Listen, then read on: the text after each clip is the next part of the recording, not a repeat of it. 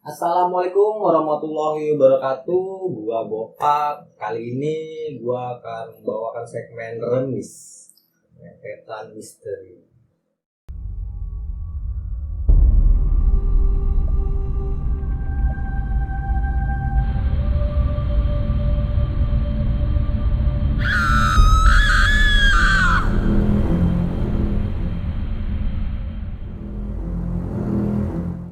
Oke, tanpa basa-basi lagi, kali ini gue akan membahas tentang Greenbrier Ghost. Jadi berkisah tentang hantu yang mengungkapkan pembunuhannya si hantu itu sendiri. Oke, mari langsung kita ke ceritanya.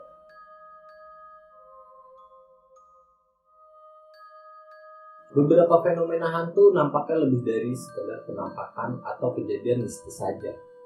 Ada kasus-kasus di luar sana yang lebih aneh dan luar biasa. Salah satunya adalah kisah tentang hantu yang berhasil memecahkan kasus pembunuhannya sendiri, menjangkau dan memberikan tanda kepada mereka yang masih hidup.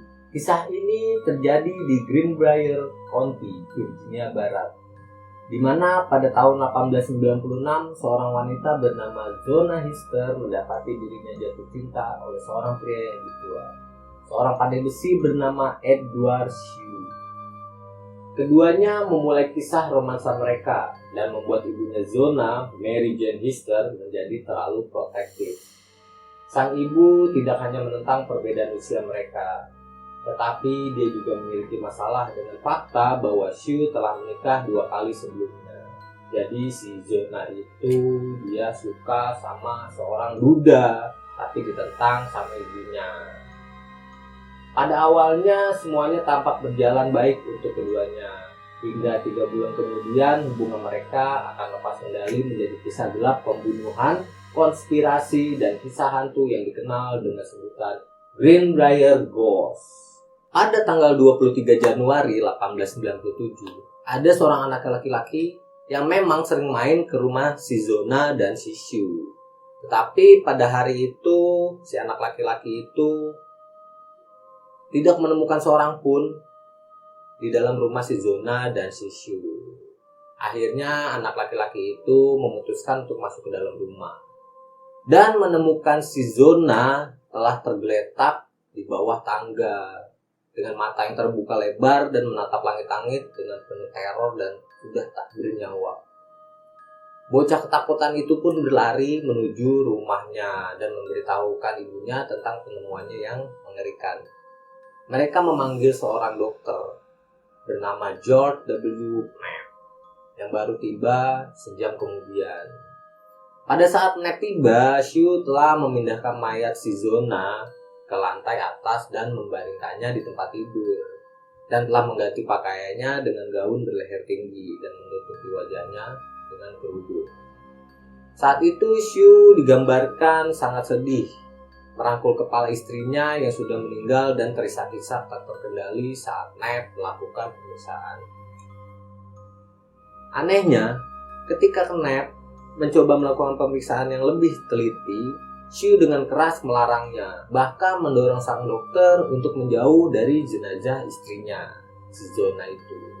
Untungnya, si dokter Knapp dia sempat melihat beberapa memar aneh di leher Zona. Dan setelah dokter Knapp melakukan pemeriksaan, akhirnya diputuskan bahwa si Zona itu meninggal karena hamil. Tapi ternyata masih banyak yang tidak percaya. Soalnya tuh si Zona itu baru 3 bulan menikah tapi sudah hamil. Dan si ibu si Zona itu makin tidak mempercayai hal tersebut. Bahkan mengklaim bahwa anaknya tewas karena setan telah membunuhnya. Zona kemudian diberi penguburan yang layak, serta Shue digambarkan sangat syok dan berduka. Pada saat itu, sama sekali tidak ada alasan untuk dicurigai bahwa Shue terlibat dalam kematian istrinya, dan tidak ada desas-desus yang terdengar bahwa dia berpotensi dalam hal itu.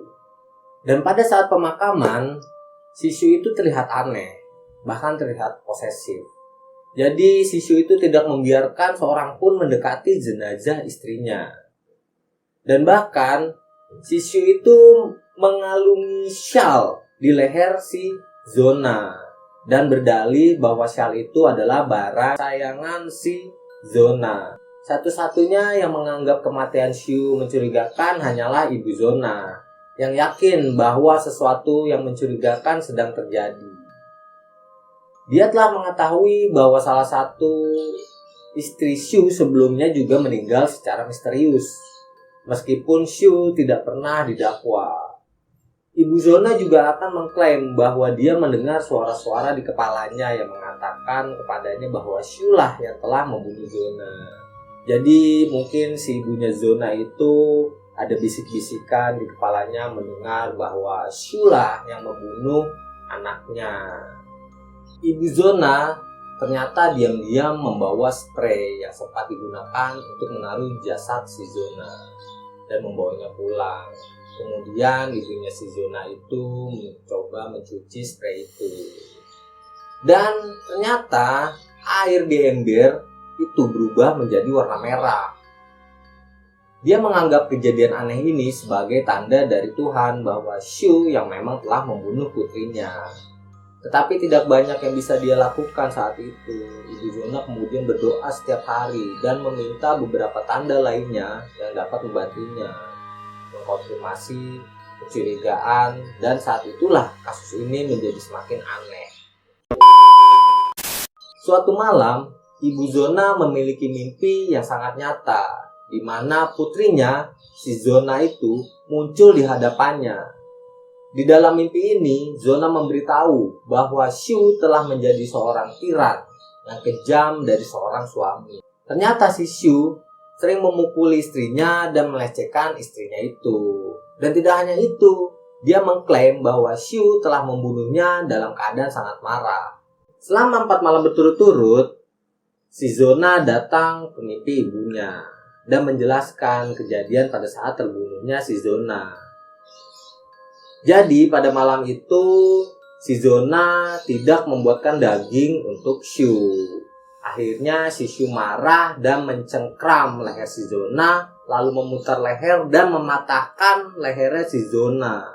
Mimpi-mimpi itu begitu jelas dan nyata, sehingga Ibu Zona yakin bahwa putrinya benar-benar kembali dari kematian untuk berbicara dengannya.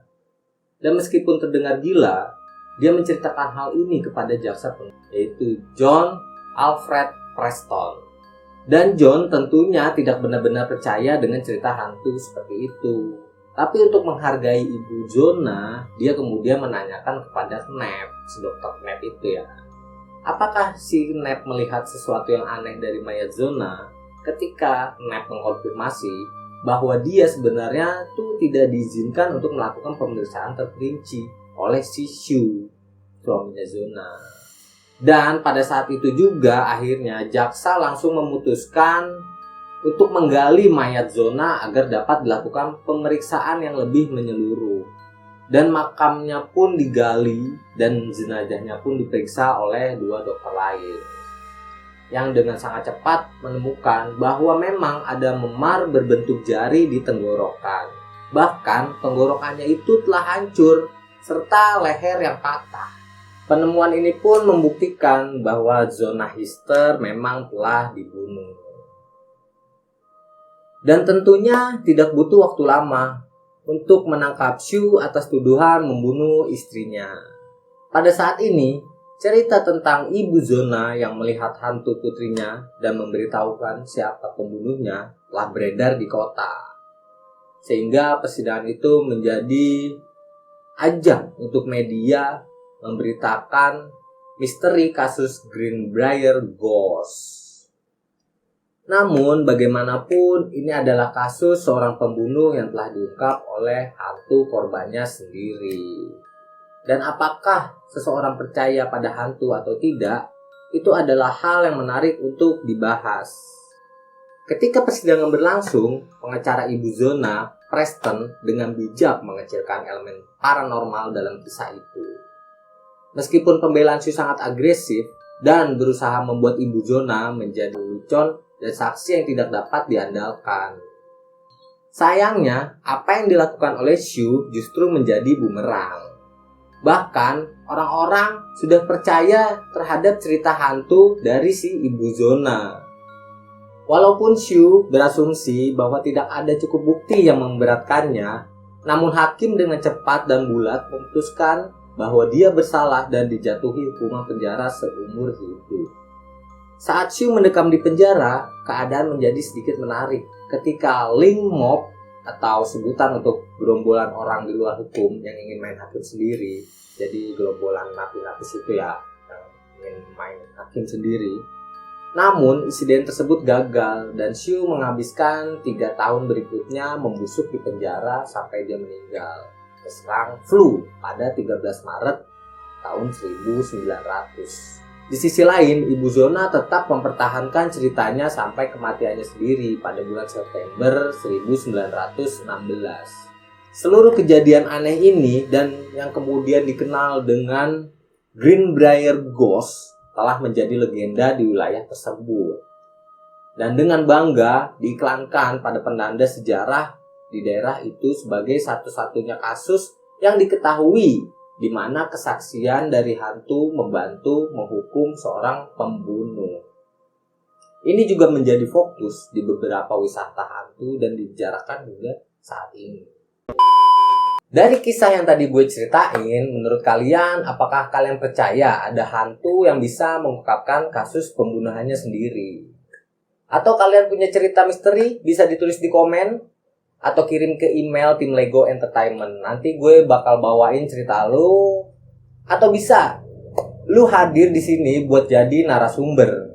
Sekian dari gue. Kalau ada kata-kata gue yang salah atau ada masukan dari cerita gue yang tadi gue bawain, bisa ketik di kolom komentar juga ya.